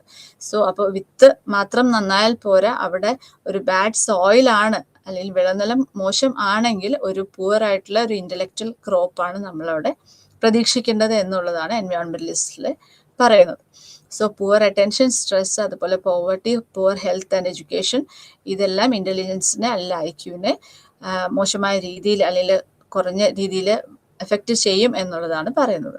അതുപോലെ socio economic status and level of mother's education, ഇതും IQവിനെ എഫക്റ്റ് ചെയ്യുന്നു എന്നുള്ളതാണ് നമ്മളുടെ സ്റ്റഡീസിൽ പറയുന്നത്. Environmental deprivation hinders while environmental enrichment improves intelligence. So kinship studies പറയുന്നുണ്ട്. kinship studiesൽ പറയുന്നതും individuals raised in same environment have same or similar IQ. അപ്പോൾ കുട്ടികളെ ഒരേ സാഹചര്യത്തിൽ ഒരേ ഇടത്ത് വളരുന്ന കുട്ടികളിൽ സിമിലർ ആയിട്ടുള്ള IQ നമുക്ക് കാണാൻ സാധിക്കും. Than unlike persons reared apart in different environment. അതുപോലെ ചിൽഡ്രൻ്റെ IQ സ്കോർ എൻവയോൺമെന്റൽ ചേഞ്ചസിനനുസരിച്ച്, അതായത് അഡോപ്ഷന് മുമ്പും അഡോപ്ഷന് ശേഷവും നോക്കിക്കഴിഞ്ഞപ്പോഴും IQവിൻ്റെ സ്കോറിലും വ്യത്യാസം കാണുന്നുണ്ട്. സോ അഡോപ്ഷൻ ചെയ്തിട്ട് വരുന്ന ആ എൻവയോൺമെന്റ് എത്രത്തോളം കുട്ടികളെ എഫക്റ്റ് ചെയ്യുന്നു എന്നുള്ളത് നമുക്ക് ഇതിൽ നിന്ന് മനസ്സിലാക്കണം. അതുപോലെ പേരൻസിന്റെ ജോബ്, അവരുടെ ജോലി, അവരുടെ സ്റ്റേറ്റസ്, അവരുടെ ഇൻകം, മോട്ടിവേഷണൽ ഡിഫറൻസസ്, ഇതെല്ലാം ഇന്റലിജൻസിനെ എഫക്റ്റ് ചെയ്യുന്ന ഫാക്ടേഴ്സ് ആണെന്ന് മനസ്സിലാക്കണം. അടുത്തത് തിയറീസ് ഓഫ് ഇന്റലിജൻസ് ആണ്. അപ്പം നമ്മൾ കവർ ചെയ്തത് concept of intelligence, nature of intelligence, definition of intelligence, then nature and nurture debate. അതിൽ ഹെറിഡിറ്ററി ഫാക്ടേഴ്സ്, എൻവയോൺമെന്റൽ ഫാക്ടേഴ്സും എത്രത്തോളം ഇന്റലിജൻസിനെ എഫക്റ്റ് ചെയ്യുന്നു, ബുദ്ധിയെ എഫക്റ്റ് ചെയ്യുന്നു എന്നുള്ളതാണ് നമ്മൾ മനസ്സിലാക്കിയത്. അടുത്തത് ഇന്റലിജൻസുമായിട്ട് ബന്ധപ്പെട്ടിട്ടുള്ള ചില സിദ്ധാന്തങ്ങളാണ് നമ്മളിനി നോക്കുന്നത്. So theories of intelligence, there are several theories that describe and explain intelligence with different perspectives. ഇതിൽ ഇമ്പോർട്ടൻ്റ് ആയിട്ട് നമ്മൾ ടെക്സ്റ്റിൽ വന്നിരിക്കുന്ന തിയറീസ് ആണ് Spearman's 2-factor theory, Thurston's theory of intelligence, Sternberg theory of intelligence, Gardner's theory of intelligence, Cater's theory, Pass theory, theory of technological intelligence and theory of integral intelligence. ഇത്രയും theories ആണ്. So ആദ്യത്തെ തിയറിയിലേക്ക് പോവാം. ആദ്യത്തെ തിയറിയിൽ പറയുന്നത് Spearman's theory of intelligence ആണ്. Spearman propose ചെയ്തിട്ടുള്ള ഈ ഇന്റലിജൻസ് തിയറിയിൽ പറയുന്നത് എല്ലാ കോഗ്നിറ്റീവ് ആക്ടിവിറ്റിയും, അതായത് നമ്മളിൽ വരുന്ന എല്ലാ ഹയർ മെന്റൽ പ്രോസസ്സസിലും 2 ഫാക്ടേഴ്സ് ആണ് ഇൻവോൾവ് ചെയ്തിരിക്കുന്നതെന്നാണ് പറയുന്നത്. അത് ഒന്ന് ജി ഫാക്ടർ അല്ലെങ്കിൽ general factor, 2 specific or S factor. So intelligence എന്ന് പറയുന്നത് ജി ഫാക്ടറും എസ് ഫാക്ടറിന്റെയും ഒരു സം ആയിട്ടാണ്, അല്ലെങ്കിൽ അതിന്റെ ഒരു ചേർന്ന് വന്നിരിക്കുന്ന ഒരു ടോട്ടൽ ആയിട്ടാണ് നമ്മൾ ഇന്റലിജൻസിനെ മനസ്സിലാക്കേണ്ടത്. സോ ഇതിനൊരു എക്സാമ്പിൾ നമ്മൾ പറയുവാണെങ്കിൽ ഇപ്പൊ ജി ഫാക്ടർ എന്ന് പറയുമ്പോൾ ജനറൽ ഫാക്ടർ അല്ലെങ്കിൽ ജനറൽ എബിലിറ്റി. ഫോർ എക്സാമ്പിൾ നടക്കാനുള്ള കഴിവ് അല്ലെങ്കിൽ ഓടാനുള്ള കഴിവ്, ഇതാണ് നമ്മളുടെ ജി ഫാക്ടർ എന്ന് മനസ്സിലാക്കുക എക്സാമ്പിൾ ആയിട്ട്. സോ പക്ഷെ എസ് ഫാക്ടർ എന്ന് പറയുമ്പോൾ അതൊരു സ്പെസിഫിക് എബിലിറ്റിയാണ്. ഫോർ എക്സാമ്പിൾ ഡാൻസിങ്, സിംഗിങ് അല്ലെങ്കിൽ ഒരു റേസിങ് എന്നൊക്കെ പറയുമ്പോൾ. അപ്പോൾ അവിടെ നടക്കാൻ നമ്മൾ അറിഞ്ഞിരിക്കണം, ഓടാൻ അറിഞ്ഞിരിക്കണം. ഇത് നമ്മൾ മിനിമം ആയിട്ട് നമ്മൾ അറിയുന്ന അതാണ് ജനറൽ എബിലിറ്റി എന്ന് പറയുന്നത്. ആ ജനറൽ എബിലിറ്റീനെ നമ്മൾ സ്പെസിഫിക് എബിലിറ്റി ആക്കുന്നത് നമ്മളുടെ ഇൻട്രസ്റ്റ് അനുസരിച്ച് നമ്മൾ അതിൽ കൂടുതൽ വർക്ക് ചെയ്ത് നമ്മളുടെ എൻവയോൺമെന്റൽ ഫാക്ടേഴ്സ് കൂടി ഇൻഫ്ലുവൻസ് ചെയ്ത് നമ്മൾ അവിടെ ട്രെയിനിങ് എടുത്തതിന് ശേഷം കിട്ടുന്ന ഒരു എബിലിറ്റിയാണ് നമ്മൾ സ്പെസിഫിക് എബിലിറ്റി എന്ന് പറയുന്നത്. So general factor or general ability and specific factor or specific ability, ഇങ്ങനെ ഈ തരത്തിലുള്ള 2 ഫാക്ടേഴ്സ് അല്ലെങ്കിൽ 2 ഇന്റലിജൻസ് കൂടുന്നതാണ് ജനറൽ അല്ലെങ്കിൽ ഒരു ഓവറോൾ ഇന്റലിജൻസ് എന്ന് നമ്മൾ മനസ്സിലാക്കുക. So G factor theory or general factor theory states that intelligence is composed of a general intelligence. The G factor refers to broad spectrum of mental faculties that influence the performance on a wide variety of cognitive abilities. We born with the G factor and we learn S factor or specific ability according to our interest. അതാണ് സ്പിയർമാൻ്റെ 2 factor തിയറിയിൽ പറയുന്നത്. അടുത്തത് തേഴ്സ്റ്റൺസ് theory of intelligence ആണ്. Thurstone theory of ഇന്റലിജൻസിൽ പറയുന്നത് ഇന്റലിജൻസിൽ 7 clusters ആണുള്ളത്. അതായത് primary mental abilities, നമ്മളിൽ എല്ലാവരിലും ഈ പറഞ്ഞ പ്രൈമറി മെന്റൽ എബിലിറ്റീസ് ഉണ്ട്. അതിൻ്റെ വേരിയേഷൻസ് ഓരോരുത്തരിലും വന്നുകൊണ്ടിരിക്കും. ഫോർ എക്സാമ്പിൾ നമുക്ക് 7 എബിലിറ്റി എന്ന് പറയുമ്പം അതിനകത്ത് ആദ്യത്തെ എബിലിറ്റി വേർഡ് ഫ്ലുവൻസി ആണ്. So ability to think or use word rapidly, ഇതാണ് ഈ വേർഡ് ഫ്ലുവൻസി എന്ന് പറയുന്ന എബിലിറ്റി. ഇത് ഓരോ മനുഷ്യരിലും വ്യത്യാസം ഉണ്ടാവും. അപ്പം ആ എബിലിറ്റി കൂടുതലുള്ളവരും വളരെയധികം വാക്സാമർഥ്യമുള്ളവരും വാക്കുകൾ കൃത്യമായിട്ട് ഏതൊരു സാഹചര്യത്തിൽ ഉപയോഗിക്കാൻ പറ്റുന്നവരും എല്ലാം ആയിരിക്കും. സോ അതാണ് വേർഡ് ഫ്ലുവൻസി കൊണ്ട് ഉദ്ദേശിക്കുന്നത്. So word fluency. അടുത്തത് വെർബൽ കോംപ്രിഹെൻഷൻ. ഇത് ability to understand the meaning of the word. അല്ലെങ്കിൽ വാക്കുകൾ ഉപയോഗിക്കുമ്പോൾ അതിൻ്റെ അർത്ഥങ്ങൾ മനസ്സിലാക്കുക, ദ്വയാർത്ഥങ്ങൾ മനസ്സിലാക്കുക, കോൺസെപ്റ്റ്സും ഐഡിയാസും ഒക്കെ കറക്റ്റായിട്ട് മനസ്സിലാക്കാൻ പറ്റുന്ന ഒരു കപ്പാസിറ്റിയാണ് വെർബൽ കോംപ്രിഹെൻഷൻ എന്ന് പറയുന്നത്. അടുത്തത് spatial visualisation. Ability to manipulate patterns. ഇപ്പം ഒരു പ്ലാൻ കണ്ടിട്ടുണ്ടെങ്കിൽ ആ വീട് എങ്ങനെയായിരിക്കും, അത് പണി കഴിയുമ്പോൾ ഈ വീട് എങ്ങനെയായിരിക്കും എന്ന് പറയുന്ന ആ ഒരു എബിലിറ്റിയാണ് നമ്മൾ സ്പേഷ്യൽ വിഷ്വലൈസേഷൻ കൊണ്ട് ഉദ്ദേശിക്കുന്നത്. So word fluency, verbal comprehension, spatial visualisation, then perception speed. അതായത് ഏത് ഒരു സ്റ്റിമുലസ് തന്നിട്ടുണ്ടെങ്കിലും അതിൻ്റെ ക്വിക്കായിട്ട് അതിൻ്റെ എല്ലാ ഡീറ്റെയിൽസിലേക്കും പോകാൻ പറ്റുന്ന ഒരു കപ്പാസിറ്റിയാണ് പെർസെപ്ഷൻ സ്പീഡ് എന്ന് ഉദ്ദേശിക്കുന്നത്. അടുത്തത് numerical ability, one's ability to solve numerical problems. ഇത്തരത്തിലുള്ള എബിലിറ്റി ഉള്ളവർ മാത്സ് ആയിരിക്കും അവരുടെ ഫേവറേറ്റ് സബ്ജക്റ്റ് എന്ന് നമുക്ക് പറയാം. സോ ന്യൂമറിക്കൽ എബിലിറ്റി ഉള്ളവരായിരിക്കും. Then reasoning, the ability to observe facts and make a general rule out of it. എന്തെങ്കിലും ഒരു സാഹചര്യം വരുമ്പോൾ നമ്മൾ പഠിച്ച കാര്യം എവിടെയൊക്കെ നമ്മൾ അപ്ലൈ ചെയ്യുന്നു, ആ ഒരു ജനറൽ റൂൾ വെച്ചിട്ട് നമ്മൾ ഏതൊക്കെ ലെവലിലേക്ക് പോകാൻ പറ്റും എന്ന് പറയുന്ന റീസൺസ് എല്ലാം ഈ റീസണിങ് കപ്പാസിറ്റി ഉള്ളവരിൽ നമുക്ക് കൂടുതലായിട്ട് കാണാൻ സാധിക്കും. Then associative memory, ability to memorise and recall quickly and accurately. കൂടുതൽ മെമ്മറി കപ്പാസിറ്റി വരുന്ന സ്കില്ലിനെയാണ് നമ്മൾ അസോസിയേറ്റീവ് മെമ്മറി എന്ന് പറയാം. സോ ഇത്തരത്തിൽ ഈ 7 സ്കില്ലും എല്ലാ മനുഷ്യരിലും ഉണ്ടാവും. പക്ഷെ അതിൽ ചില ഏറ്റക്കുറച്ചിലുകൾ ഉണ്ടാവും എന്നുള്ളതാണ് തേഴ്സ്റ്റന്റെ തിയറി ഓഫ് ഇന്റലിജൻസിൽ പറയുന്നത്. അടുത്തത് സ്റ്റേൺബർഗ്സ് തിയറി ഓഫ് ഇന്റലിജൻസ് ആണ്. സ്റ്റേൺബർഗ്സ് തിയറി ഓഫ് ഇന്റലിജൻസിന് നമ്മൾ വേറൊരു പേരോട് പറയും triarchic theory of intelligence. So ഇത് പ്രപ്പോസ് ചെയ്ത റോബർട്ട് സ്റ്റേൺബർഗ് ആണ്. സോ അദ്ദേഹത്തിന്റെ തിയറിയിൽ പറയുന്നത് 3 തരത്തിൽ നമ്മളിൽ ഇന്റലിജൻസ് ഉണ്ടെന്നാണ് പറയുന്നത്. അപ്പോൾ ഈ 3 തരത്തിലുള്ള ഇന്റലിജൻസ് ഏതൊക്കെയാന്ന് നോക്കുക. ഒന്ന് contextual intelligence or practical intelligence. So ഈ ഇത്തരത്തിലുള്ള ഇന്റലിജൻസ് ആണ് നമ്മൾ ക്ലാസ്സിൽ പഠിക്കുന്നു. ആ പഠിച്ച കാര്യങ്ങൾ ഇപ്പം നമ്മൾ തിയറീസ് പഠിക്കുന്നു, ഇന്റലിജൻസിന്റെ ആണെങ്കിലും അതുപോലെ പേഴ്സണാലിറ്റി ആണെങ്കിലും നമ്മൾ പല തിയറീസ് പഠിക്കുന്നു. ഈ പഠിച്ച തിയറീസ് നമ്മൾ എങ്ങനെ അപ്ലൈ ചെയ്യുന്നു, നമ്മൾക്കൊരു തെറപ്പിസ്റ്റ് എന്ന രീതിയിൽ നമ്മളൊരു ക്ലയന്റ് വരുമ്പോൾ നമ്മൾ പഠിച്ച തിയറീസ് നമ്മൾ എങ്ങനെ അപ്ലൈ ചെയ്യുന്നു. അപ്പം ഈ അപ്ലൈ ചെയ്യാനുള്ള സ്കില്ല് അല്ലെങ്കിൽ ആ ഒരു ഇന്റലിജൻസിനെ നമ്മൾ contextual intelligence or practical intelligence എന്ന് പറയുന്നത്. അടുത്തത് creative intelligence or experiential intelligence. ഇവരിലാണ് കൂടുതൽ പുതിയ പുതിയ ഐഡിയാസ്, ഒരു പ്രോബ്ലം വരുമ്പോൾ അല്ലെങ്കിൽ ഒരു സിറ്റുവേഷൻ വരുമ്പോൾ പുതിയ രീതിയിൽ ആ പ്രോബ്ലത്തിനെ എങ്ങനെ സോൾവ് ചെയ്യാൻ സാധിക്കും, ഒരു പസിൽ എങ്ങനെ സോൾവ് ചെയ്യാൻ സാധിക്കും എന്നുള്ളതാണ് ക്രിയേറ്റീവ് ഇന്റലിജൻസുകാരിൽ നമ്മൾ കൂടുതൽ കാണുന്നത്. അടുത്തത് analytical intelligence or componential intelligence എന്നാണ്. സോ ഇത് എന്ന് പറയുന്നത് നമ്മൾ ട്രഡീഷണൽ ആയിട്ടുള്ള ഇന്റലിജൻസ് ടെസ്റ്റിൽ നിന്ന് നമ്മൾ മെഷർ ചെയ്തെടുക്കുന്നത് പലപ്പോഴും ഇത്തരത്തിലുള്ള അനലിറ്റിക്കൽ ഇന്റലിജൻസ് അല്ലെങ്കിൽ കോമ്പണൻഷ്യൽ ഇന്റലിജൻസ് ആയിരിക്കും. സോ സ്റ്റേൺബർഗിന്റെ തിയറിയിൽ നമ്മൾ പറയുന്നത് ഈ തരത്തിൽ 3 തരത്തിലുള്ള തിയറീസ് ആണ്, മൂന്ന് തരത്തിലുള്ള ഇന്റലിജൻസ് ആണ്: contextual intelligence, creative intelligence and analytical intelligence. അടുത്തത് ഗാർഡ്നേഴ്സ് തിയറി ഓഫ് ഇന്റലിജൻസ് ആണ്. ഗാർഡ്നേഴ്സ് തിയറിയിൽ ഹോവർഡ് ഗാർഡ്നർ ആണ് ഈ 7 തരത്തിലുള്ള 7 ഡിസ്റ്റിങ് ടൈപ്സ് ഓഫ് ഇന്റലിജൻസിനെ പറ്റിയിട്ട് പറഞ്ഞിരിക്കുന്നത്. സോ അതിൽ ആദ്യത്തെ ഇന്റലിജൻസ് എന്ന് പറയുന്നത് ലിംഗ്വിസ്റ്റിക് ഇന്റലിജൻസ് ആണ്. ഇവർക്ക് നന്നായിട്ട് ലിംഗ്വിസ്റ്റിക് അല്ലെങ്കിൽ ലാംഗ്വേജ് എബിലിറ്റി കൂടുതലുള്ള ആളുകളായിരിക്കും ലിംഗ്വിസ്റ്റിക് ഇന്റലിജൻസ് ഉള്ളവർ. സോ അവർക്ക് കൃത്യമായിട്ട് ഓരോ സാഹചര്യങ്ങൾ വരുമ്പോഴും അവരുടെ തോട്ട്സ്, ആക്യുറേറ്റ് ആയിട്ടുള്ള വേർഡ്സ് ഉപയോഗിക്കാനുള്ള കപ്പാസിറ്റിയും എല്ലാം ഇവരിൽ നമുക്ക് കാണാൻ സാധിക്കും. സോ ഇത് linguistic ability or linguistic intelligence. For example ഇപ്പോൾ പോയറ്റ്സ്, റൈറ്റേഴ്സ് ഇവരെല്ലാവരും ലിംഗ്വിസ്റ്റിക് ഇന്റലിജൻസ് കൂടുതലുള്ളവരായിരിക്കും. അടുത്തത് മ്യൂസിക്കൽ ഇന്റലിജൻസ്. അപ്പം ഇത്തരത്തിലുള്ള മ്യൂസിക്കൽ ഇന്റലിജൻസ് ഉള്ളവരാകുമ്പോൾ അവർ പൊതുവെ ഗുഡ് സിംഗേഴ്സ് ആയിരിക്കും. അതുപോലെ ദേ play musical instruments, then they will be good music composers. അവർക്ക് ആ മ്യൂസിക്കൽ പാറ്റേണിനോട് കൂടുതൽ സെൻസിറ്റീവ് ആയിട്ട് ഇരിക്കുന്നത് നമുക്ക് കാണാൻ സാധിക്കും.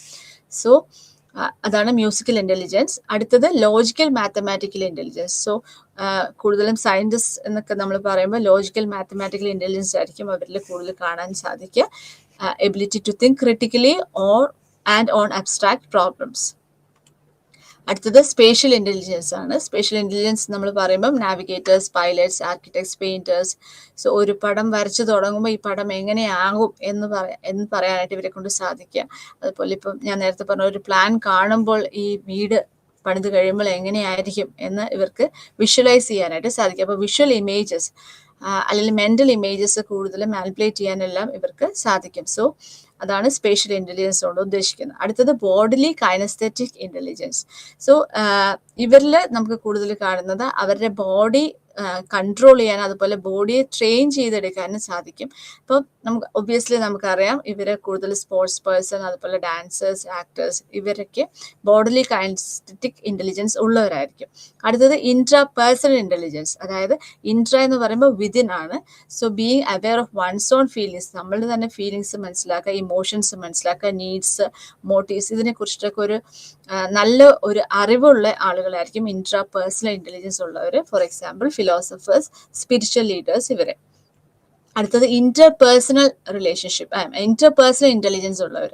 അവർക്ക് നമ്മളുടെ പോലെ തന്നെ സ്വയം നമ്മൾ മനസ്സിലാക്കുന്ന പോലെ തന്നെ മറ്റുള്ളവരെ മനസ്സിലാക്കാനും മറ്റുള്ളവരുടെ ബിഹേവിയേഴ്സ്, അവരുടെ ലക്ഷ്യങ്ങൾ എന്താണ്, അവരുടെ ഫീലിങ്സ് എന്താണ്, ഇത് മനസ്സിലാക്കാനുള്ള ഒരു എബിലിറ്റിയാണ് ഇന്റർപേഴ്സണൽ ഇന്റലിജൻസ് ഉള്ളവരിൽ നമ്മൾ കൂടുതൽ കാണുക. For example counsellors, politicians, teachers, social workers, ഇവരെല്ലാം നമുക്ക് കൂടുതലും ഇന്റർപേഴ്സണൽ ഇന്റലിജൻസ് കാണാൻ സാധിക്കും. ഇത് കൂടാതെ 7 ടൈപ്സ് ഓഫ് ഇന്റലിജൻസ് ആയിരുന്നു ഗാർഡ്നർ ഫസ്റ്റ് പ്രപ്പോസ് ചെയ്ത്. അതിനുശേഷം അഡീഷണൽ ആയിട്ട് 8ാമത് ഒരു ഇന്റലിജൻസ് കൂടിയിട്ട് വന്നിട്ടുണ്ട്. സോ അത് നാച്ചുറലിസ്റ്റിക് ഇന്റലിജൻസ് ആണ്. ഈ ഒരു കാറ്റഗറി ഓഫ് ആളുകൾ എന്ന് പറയുമ്പോൾ അവർ കൂടുതൽ നേച്ചറുമായിട്ടും അല്ലെങ്കിൽ നേച്ചറിന്റെ ഫീച്ചേഴ്സുമായിട്ട് കുറച്ചുകൂടി സെൻസിറ്റീവ് ആയിട്ടുള്ള മനുഷ്യരായിരിക്കും നാച്ചുറലിസ്റ്റിക് ഇന്റലിജൻസ് ഉള്ളവര്. So they have A compassion four nature, അതുപോലെ നേച്ചർ ലവേഴ്സും ആയിരിക്കും. ഫോർ എക്സാമ്പിൾ വൈൽഡ് ലൈഫേഴ്സ്, ബോട്ടണിസ്റ്റ്, എങ്ങനെ. സോ ഇത്തരത്തിൽ നമുക്ക് 8 തരത്തിൽ ഇന്റലിജൻസ് ഉണ്ട് എന്നാണ് പറയുന്നത്. അപ്പൊ ഓരോ മനുഷ്യരിലും ഇത് ഇൻഡിപെൻഡന്റ് ആയിട്ടാണ് വർക്ക് ചെയ്യുക. സോ ഓരോ മനുഷ്യരിലും ചിലപ്പോൾ ഇതിനകത്ത് ഏതെങ്കിലുമൊക്കെ ഇന്റലിജൻസ് എല്ലാവരിലും കാണാൻ സാധിക്കുമെന്നാണ് പറയുന്നത്. So linguistic intelligence, musical, logical mathematical, spatial, bodily kinesthetic, interpersonal, naturalistic. Okay, so intelligence നമുക്ക് ഇതിൽ നിന്നൊക്കെ നമ്മൾ മനസ്സിലാക്കേണ്ട ഒരു കാര്യം, ഇന്റലിജൻസ് എന്ന് പറയുമ്പോൾ വെറും മാത്തമാറ്റിക്കൽ പ്രോബ്ലംസ് സോൾവ് ചെയ്യുന്നു അല്ലെങ്കിൽ വെർബൽ എബിലിറ്റിയോ അനലിറ്റിക്കൽ എബിലിറ്റീസോ മാത്രമല്ല, പല രീതിയിലും ആളുകളിൽ ഇന്റലിജൻസ് നമുക്ക് കാണാൻ സാധിക്കും. അടുത്തത് കാറ്ററൽ തിയറി ഓഫ് ഇന്റലിജൻസ് ആണ്.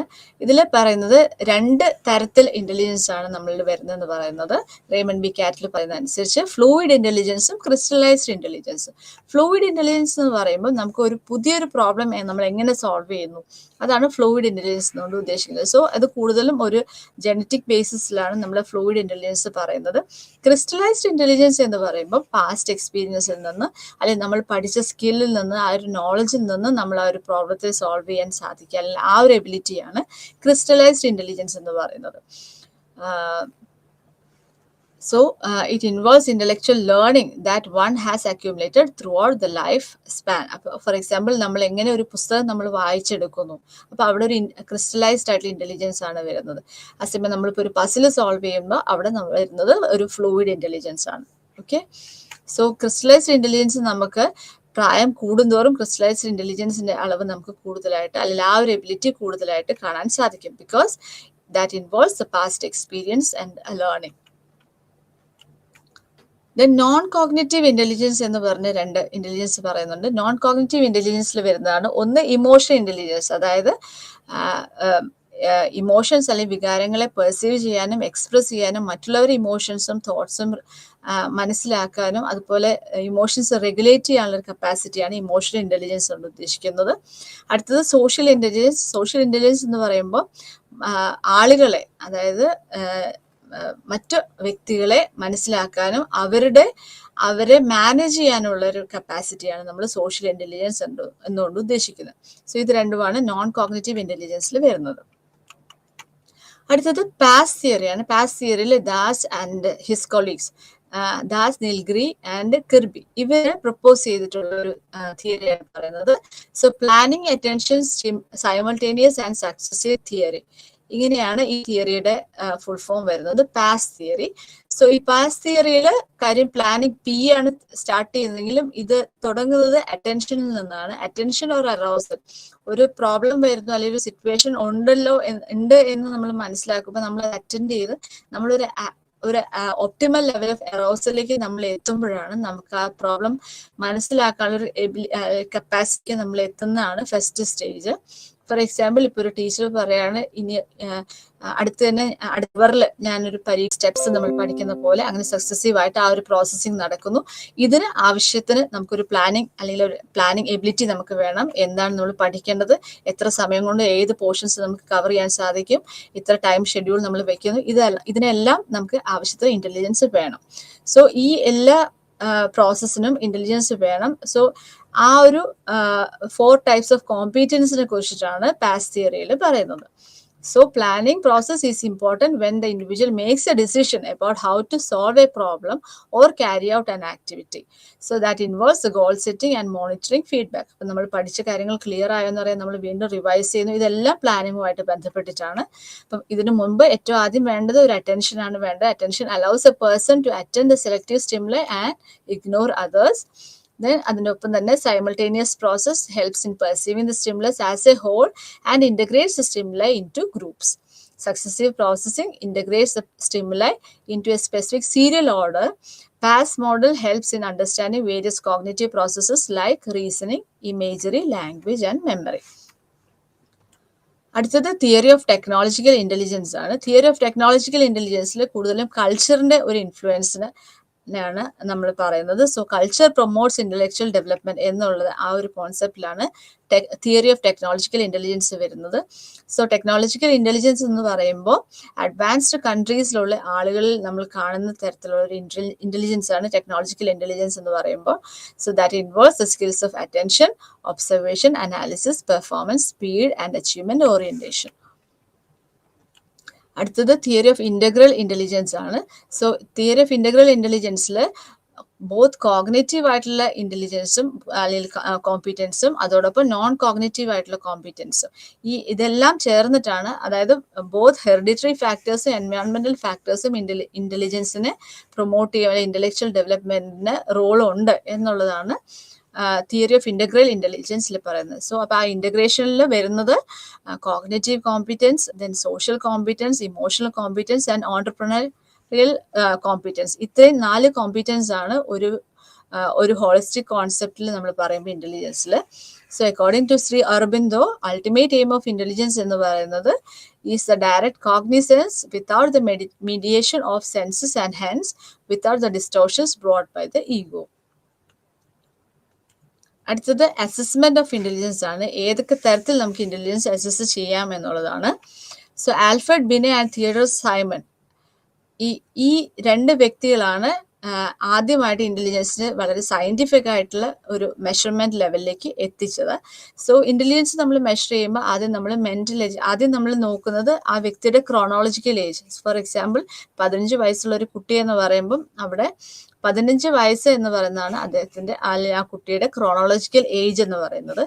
സോ പിന്നീട് അടുത്തത് വരുന്നത് മെൻ്റൽ ഏജ് ആണ്. മെൻ്റൽ ഏജ് എന്ന് പറയുമ്പോൾ ഈ കുട്ടി ഒരു പർട്ടിക്കുലർ ടെസ്റ്റ് ചെയ്ത് സൈക്കോളജിക്കൽ അല്ലെങ്കിൽ ഇൻ്റലിജൻസ് ടെസ്റ്റ് ചെയ്ത് കഴിഞ്ഞപ്പോൾ ഈ കുട്ടിക്ക് വന്ന റോ സ്കോർ മാച്ച് ചെയ്യുന്നത് ഈ കുട്ടിയുടെ ഏത് ഏജ് ഉള്ള ആളുകളുമായിട്ടാണെന്ന് നമ്മൾ നോക്കും. ഫോർ എക്സാമ്പിൾ ഇപ്പോൾ 15 വയസ്സുള്ള ഒരു കുട്ടിയാണെങ്കിൽ ഈ കുട്ടി ഒരു 12 വയസ്സുള്ള കുട്ടികൾ ചെയ്യുന്ന ലെവലിൽ എത്തിയിട്ടുള്ളെങ്കിൽ ഈ കുട്ടിയുടെ മെൻ്റൽ ഏജ് എന്ന് പറയുന്നത് 12 ആണ്. സോ 12 ഡിവൈഡഡ് ബൈ 15 ഇൻറ്റു 100 എന്ന് പറയുന്നതാണ് ഈ കുട്ടിയുടെ IQ അഥവാ ഇൻ്റലിജൻറ്റ് കോഷ്യൻ്റ് എന്ന് പറയുന്നത്. So mental age divided by chronological age into 100 എന്ന് പറയുന്നതാണ് ഇൻ്റലിജൻസ് കോഷ്യൻ്റ് എന്ന് പറയുന്നത്. ഓക്കെ,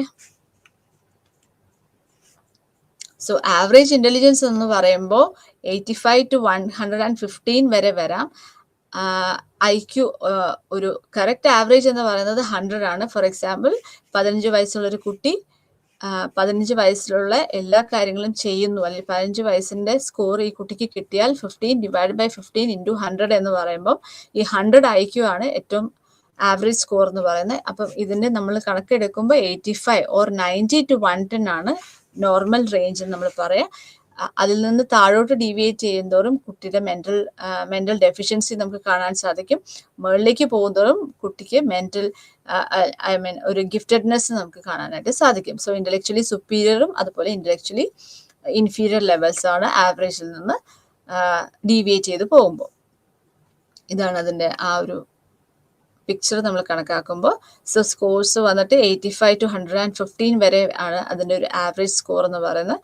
അതിൻ്റെ താഴേക്ക് പോകുന്തോറും 2 സൈഡിലേക്കും പോകുന്തോറും deviation from the normal positive സൈഡിലേക്ക് വരുമ്പോൾ മെൻ്റലി ഗിഫ്റ്റഡ് എന്ന് പറയും, നെഗറ്റീവ് സൈഡിലേക്ക് വരുമ്പോൾ മെൻ്റൽ ഡെഫിഷ്യൻസീസ് നമുക്ക് കാണാൻ സാധിക്കും.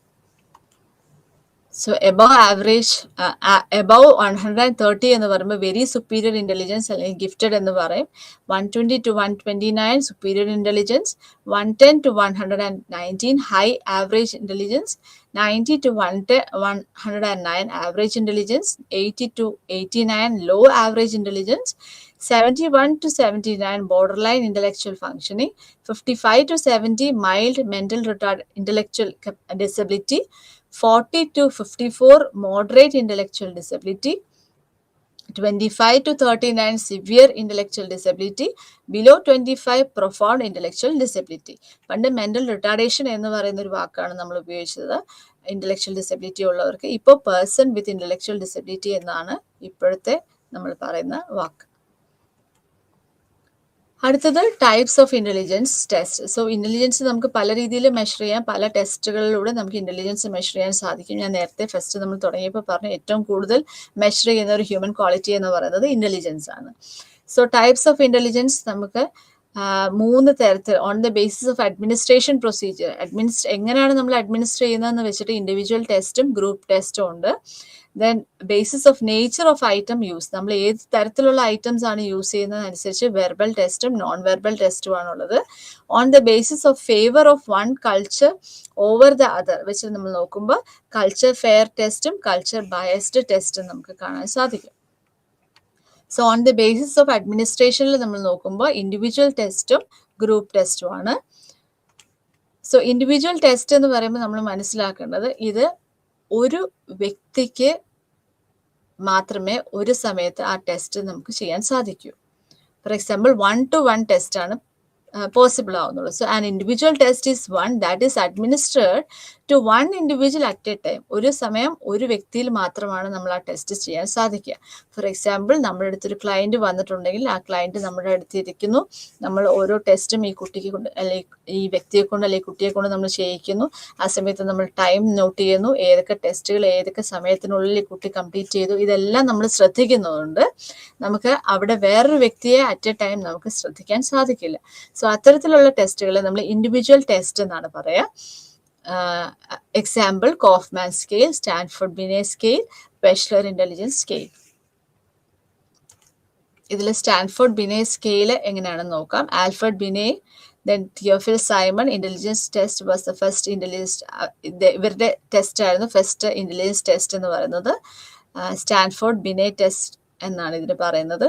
സോ ഈ ഒരു ടെസ്റ്റിൽ 10 സബ് ടെസ്റ്റ് ആണുള്ളത്. Fluid reasoning, knowledge, quantitative reasoning, visual spatial processing, working memory, ഇത്രയും കാര്യങ്ങളാണ്, ഇത്രയും 5 ഫാക്ടേഴ്സ് ആണ് ഈ 10 ടെസ്റ്റിലൂടെ ഈ സ്റ്റാൻഫോർഡ് ബിനെ സ്കെയിലിൽ നമ്മൾ കാണാൻ സാധിക്കുക. Other than scores with reference to these 5 factors, SB5, Stanford Binet scale, SB5 gives 2 distinct scores. അതായത് നമ്മൾ ഈ ഒരു ടെസ്റ്റിലൂടെ വെർബൽ ഇൻ്റലിജൻസും അതുപോലെ നോൺ വെർബൽ ഇൻ്റലിജൻസും നമുക്ക് അളക്കാനായിട്ട് സാധിക്കും. സോ ഈ ഒരു ടെസ്റ്റിൽ വെർബൽ ആയിട്ടുള്ള ടെസ്റ്റുകളുണ്ട്, അതുപോലെ നോൺ വെർബൽ ടെസ്റ്റുകളുണ്ട്. സോ നോൺ വെർബൽ IQവും അതുപോലെ വെർബൽ IQവും നമുക്ക് മെഷർ ചെയ്തെടുക്കാനായിട്ട് സാധിക്കും. അടുത്തത് വെഷ്ലറിന്റെ സ്കെയിലാണ്. ഡോക്ടർ ഡേവിഡ് വെഷ്ലർ ആണ്. സോ ഇദ്ദേഹത്തിന്റെ ഒരു ടെസ്റ്റിലും ഇതുപോലെ സെവറൽ ആയിട്ടുള്ള സബ് ടെസ്റ്റ് ഉണ്ട്, ഒത്തിരി സബ് ടെസ്റ്റുകളുണ്ട്.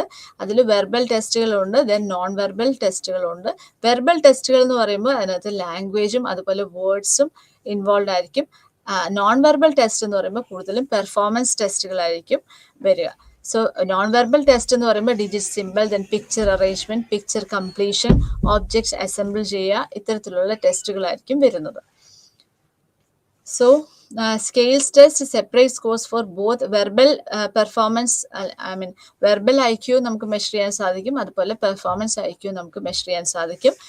6 വെർബൽ സബ് ടെസ്റ്റും അതുപോലെ 5 പെർഫോമൻസ് സബ് ടെസ്റ്റുമാണ് വെഷ്ലർ സ്കെയിലിൽ വരിക. സോ വെർബൽ ടെസ്റ്റ് എന്ന് പറയുമ്പോൾ ഇൻഫർമേഷൻ ഉണ്ടാവും, vocabulary, comprehension, arithmetic, similarities and digit span, ഇത്രയും ടെസ്റ്റുകളാണ് വരുന്നത്. നോൺ വെർബൽ ടെസ്റ്റുകൾ എന്ന് പറയുമ്പോൾ block design, digit simple, picture arrangement, picture completion and object assembling. So അപ്പോൾ അതിനകത്ത് കുറച്ച് പിക്ചറിന്റെ ചില ഭാഗങ്ങൾ കാണിക്കും. ആ പിക്ചർ നമ്മൾ കൂട്ടി യോജിപ്പിച്ച് ഒരു മീനിങ് പിക്ചറാക്കി മാറ്റുക എന്നുള്ളതാണ്. പിന്നെ അതുപോലെ ചില ഡിസൈൻസ് കാണിക്കും. ഈ ഡിസൈൻസ് നമ്മൾ ഇത്ര സമയത്തിനുള്ളിൽ നമ്മൾ ആ ഡിസൈൻ തിരിച്ച് വരയ്ക്കുക എന്നുള്ളതാണ്. സോ അത്തരത്തിലുള്ള ടെസ്റ്റുകളാണ് നോൺ വെർബൽ ടെസ്റ്റുകളിൽ വരുന്നത്. So the test gives 3 scores. ഇപ്പോൾ വെഷ്ലറിന്റെ സ്കെയിൽ നമ്മൾ അഡ്മിനിസ്റ്റർ ചെയ്യുമ്പോൾ അത് വെർബൽ പെർഫോമൻസും വെർബൽ ടെസ്റ്റും ആണ് അതിൽ വരുന്നത്, അതുപോലെ തന്നെ പെർഫോമൻസ് ടെസ്റ്റും വരും. ടോട്ടൽ IQ നമുക്ക് കിട്ടും ഇത്തരത്തിലുള്ള ടെസ്റ്റിലൂടെ. സോ ഈ ടെസ്റ്റ് 18 വയസ്സിന് മുകളിൽ 18 വയസ്സും 18 വയസ്സിന് മുകളിലുള്ളവർക്കും നമുക്ക് ഈ ഒരു ടെസ്റ്റ് അപ്ലൈ ചെയ്യാൻ സാധിക്കും. അതുപോലെ തന്നെ വേറൊരു ടെസ്റ്റാണ് Wechsler intelligence scale for children. അത് 6 വയസ്സ് മുതൽ 16 വയസ്സ് വരെയുള്ള കുട്ടികളിലാണ് വെഷ്ലർ ഇന്റലിജൻസ് ടെസ്റ്റ് നമുക്ക് ഉപയോഗിക്കാൻ സാധിക്കുക. സോ എന്തിനാണ് ഈ ടെസ്റ്റുകൾ ചെയ്യുന്നത്? നമുക്ക് ഗിഫ്റ്റഡ് ആയിട്ടുള്ള കുട്ടികളെ മനസ്സിലാക്കാനും അതുപോലെ ഇന്റലക്ച്വൽ ഡിസബിലിറ്റീസ് ഉള്ള കുട്ടികളെ, ലേണിംഗ് ഡിസബിലിറ്റീസ് അല്ലെങ്കിൽ ഡിഫിക്കൽട്ടീസ് ഉള്ള കുട്ടികളെ തിരിച്ചറിഞ്ഞിട്ട് അവർക്ക് ഏർലി ഇന്റർവെൻഷൻ പോസിബിൾ ആക്കാനും വേണ്ടിയിട്ടാണ് ഇത്തരത്തിലുള്ള ഇന്റലിജൻസ് ടെസ്റ്റുകൾ നമ്മൾ ചെയ്യുന്നത്. ദെൻ കുറച്ചും കൂടി ഏർലി പീരീഡിൽ നമുക്ക് ചെയ്യാൻ പറ്റുന്ന ടെസ്റ്റാണ് Wechsler pre school and primary scale of intelligence test. ഇപ്പം ഈ ഒരു സ്കെയിൽ എന്ന് പറയുന്നത് 2 വയസ്സ് മുതൽ 6 മാസം, 2 വയസ്സും 6 മാസം മുതൽ 7 വയസ്സും 7 മാസം വരെയുള്ള കുട്ടികളിൽ നമുക്ക് ഈ ഒരു ടെസ്റ്റ് അപ്ലൈ ചെയ്യാവുന്നതാണ്. ഈ ഒരു ടെസ്റ്റിലും വെർബൽ ടെസ്റ്റുകളുണ്ട്, പെർഫോമൻസ് ടെസ്റ്റും അതുപോലെ ഫുൾ സ്കെയിൽ IQ നമുക്ക് ലഭിക്കും. അതുപോലെ ഈ ഒരു ടെസ്റ്റിലൂടെ നമുക്ക് കുട്ടികളിൽ വരുന്ന ഇന്റലക്ച്വൽ പ്രോബ്ലംസ് എത്രയും പെട്ടെന്ന് നമുക്ക് ഐഡന്റിഫൈ ചെയ്യാനും ഇത്തരത്തിലുള്ള ടെസ്റ്റുകൾ ഉപകരിക്കും. So the test helps in assessing deterioration, intellectual problems arising out of cancer or brain tissue damage. Recent editions പറയുന്നുണ്ട്. വെഷ്ലെ ഇന്റലിജൻസ് സ്കെയിൽ അഡൽട്ട്സിൽ വരുന്ന സ്കെയിലുണ്ട്. Wechsler adult intelligence scale 4th edition ഇന്ത്യയിൽ വന്നിട്ടുള്ളത്. അതുപോലെ Wechsler abbreviated scale of intelligence 2nd edition India. Then ഇപ്പോൾ latest ഏറ്റവും adapted ആയിട്ടുള്ള സ്റ്റാൻഡർഡൈസ്ഡ് ആയിട്ടുള്ള ടെസ്റ്റ് വന്നിരിക്കുന്നത് Wechsler adult intelligence scale 4th edition ആണ് ഇന്ത്യയിൽ വന്നിട്ടുള്ളത്. It is an advanced measure of cognitive ability for adolescence and adults. So ഈ ഒരു ടെസ്റ്റിലും സബ് ടെസ്റ്റുകളുണ്ട്. And that represents intellectual functioning in specific cognitive domains as well as composite scores for general mental ability. വളരെ reliable ആയിട്ടുള്ള അതുപോലെ valid ആയിട്ടുള്ള ഒരു ടൂളാണ് ഇപ്പോൾ ഈ ബേസ് ഫോർ ഇന്ത്യ എന്ന് പറയുന്ന ടെസ്റ്റും. ഈ ഒരു ടെസ്റ്റിലൂടെ നമുക്ക് ഈ ലേണിംഗ് ഡിഫിക്കൽട്ടീസ് മനസ്സിലാക്കാൻ സാധിക്കും. കുട്ടികളിലെ അതുപോലെ ഗിഫ്റ്റഡ്നെസ് നമുക്ക് അസസ് ചെയ്യാനായിട്ട് സാധിക്കും. സോ ഇത്രയാണ് നമ്മുടെ ഇൻഡിവിജ്വൽ ടെസ്റ്റിൽ വരുന്നത്. അടുത്തത് ഗ്രൂപ്പ് ടെസ്റ്റ് ആണ്. സോ ഗ്രൂപ്പ് ടെസ്റ്റ് എന്ന് പറയുമ്പോൾ ഒബ്വിയസ്ലി നമുക്ക് ഒരേ സമയം തന്നെ ഒന്നിൽ അധികം ആളുകളിൽ നമുക്ക് ഈ ഒരു ടെസ്റ്റ് അഡ്മിനിസ്റ്റർ ചെയ്യാനായിട്ട് സാധിക്കും. Making the test quick in administration. So an example, multi-dimensional aptitude battery, cognitive abilities test, culture fair intelligence test, then Raven's progressive matrices. ഇതൊക്കെയാണ് നമ്മൾ നോർമലി ഉപയോഗിക്കാറുള്ള പോപ്പുലർ ആയിട്ട് നമ്മൾ ഉപയോഗിക്കുന്ന ഗ്രൂപ്പ് ടെസ്റ്റുകൾ. സോ ഇത്തരത്തിലുള്ള ടെസ്റ്റുകളിലൂടെ നമുക്ക് ആവറേജ് അല്ലെങ്കിൽ സ്ലോ ലേണേഴ്സിനെ ഐഡന്റിഫൈ ചെയ്യാനായിട്ട് സാധിക്കും. Compare to individual test like ഇപ്പം വെഷ്ലറിന്റെ സ്കെയിലുകളൊക്കെ വെച്ച് നമ്മൾ നോക്കുമ്പോൾ ഈ ഒരു ടെസ്റ്റ് ഗ്രൂപ്പ് ടെസ്റ്റിന് ഒത്തിരി സ്പെഷ്യൽ ആയിട്ടുള്ള ട്രെയിനിങ്ങിന്റെ ആവശ്യമില്ല. ലാർജ് പീപ്പിളിനെ അല്ലെങ്കിൽ ലാർജ് ഗ്രൂപ്പ് ഓഫ് പീപ്പിളിനെ ഒരു റിലേറ്റീവ്ലി ലിറ്റിൽ ടൈം വെച്ചിട്ട് നമുക്ക് ടെസ്റ്റ് ചെയ്യാവുന്നതാണ്. മിനിമം സൂപ്പർവിഷന്റെ ആവശ്യമുള്ളൂ ഇത്രയും ഗ്രൂപ്പ് ടെസ്റ്റുകൾ നമ്മൾ ചെയ്യുമ്പോൾ. പൊതുവെ സ്കൂൾസിലും അതുപോലെ വൊക്കേഷണൽ സെലക്ഷൻ്റെയൊക്കെ സമയത്ത് ഗ്രൂപ്പ് ടെസ്റ്റുകൾ ഉപയോഗിക്കാറുണ്ട്. ഫസ്റ്റ് ഗ്രൂപ്പ് ടെസ്റ്റ് എന്ന് പറയുന്നത് ആർമി ആൽഫ ടെസ്റ്റുകളായിരുന്നു. ആർമി പീപ്പിളിലായിരുന്നു നമ്മൾ ആ ടെസ്റ്റുകൾ ചെയ്തിരുന്നത്. അടുത്ത ടെസ്റ്റ് എന്ന് പറയുന്നത് ആർമി ബീറ്റ ടെസ്റ്റ് ആണ്. അത് നോൺ വെർബൽ ടെസ്റ്റ് ആയിരുന്നു. ആർമി ആൽഫ വെർബൽ ടെസ്റ്റുകളായിരുന്നു. സോ വെർബൽ ടെസ്റ്റുകൾ എല്ലാ തരത്തിലുള്ള അല്ലെങ്കിൽ എല്ലാ കൾച്ചറിലുള്ള ആളുകൾക്കും അത് ഡിഫിക്കൽട്ട് ആണെന്ന് മനസ്സിലാക്കിയപ്പോൾ നോൺ വെർബൽ ടെസ്റ്റ് ആണ് ആർമി ബീറ്റ ടെസ്റ്റ് പിന്നീട് ഡെവലപ്പ് ചെയ്തത്. സോ ഗ്രൂപ്പ് ടെസ്റ്റിന് എക്സാമ്പിൾ ആണ് ravens progressive matrices. John C Raven ആണ് ഇത് ഡെവലപ്പ് ചെയ്തത്. അതൊരു നോൺ വെർബൽ ടെസ്റ്റ് ആണ്. ഈ ഒരു ടെസ്റ്റിലൂടെ നമുക്ക് സ്പിയർമാൻ്റെ ജി ഫാക്ടർ അല്ലെങ്കിൽ ജനറൽ ഇന്റലിജൻസ് മെഷർ ചെയ്യാൻ സാധിക്കും. 60 മൾട്ടിപ്പിൾ ചോയ്സ് ഐറ്റംസ് ആണ് ഈ ഒരു ടെസ്റ്റിൽ വരുന്നത്. 5 വയസ്സ് മുതൽ മുകളിലോട്ടുള്ള കുട്ടികളിൽ നമുക്ക് ഈ ഒരു ടെസ്റ്റ് ഉപയോഗിക്കാൻ സാധിക്കും. അപ്പോൾ ഇതിൽ നമുക്ക് കാണാൻ സാധിക്കും ഒരു ബുക്ക്ലെറ്റ് ആണ്. സോ അതിനകത്തൊരു ജോമെട്രിക് ഡിസൈൻസ് ഉണ്ടാവും. അതിൽ ആ ഡിസൈനിൽ ഒരു പീസ് ഒരു ചെറിയൊരു പീസ് മിസ്സിങ് ആയിരിക്കും. ആ മിസ്സിങ് പാർട്ട് കണ്ടുപിടിക്കുക. അപ്പോൾ അതിനകത്ത് ഒരു സൈഡിൽ നമ്മൾ ഈ ഒരു പിക്ചർ ഉണ്ടാവും, അതിനകത്തൊരു മിസ്സിങ് പാർട്ട് ഉണ്ടാവും. അതിന് മാച്ചിങ് ആയിട്ടുള്ള പിക്ചർ റൈറ്റ് സൈഡിൽ 6 to 8 ഓൾട്ടർനേറ്റീവ്സിൽ നിന്ന് ഏറ്റവും മാച്ചിങ് ആയിട്ടുള്ള ഏതാണ് ആ മിസ്സിങ് പാർട്ട് എന്ന് കണ്ടുപിടിക്കുക എന്നുള്ളതാണ് ഈ ഒരു ടെസ്റ്റിൽ വരുന്നത്.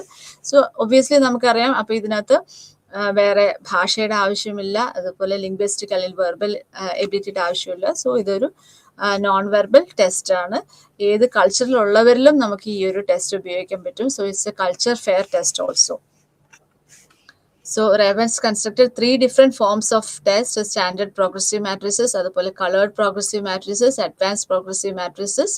ഇങ്ങനെ പല രീതിയിൽ പല ഫോംസ് ഓഫ് ടെസ്റ്റുകളുണ്ട്.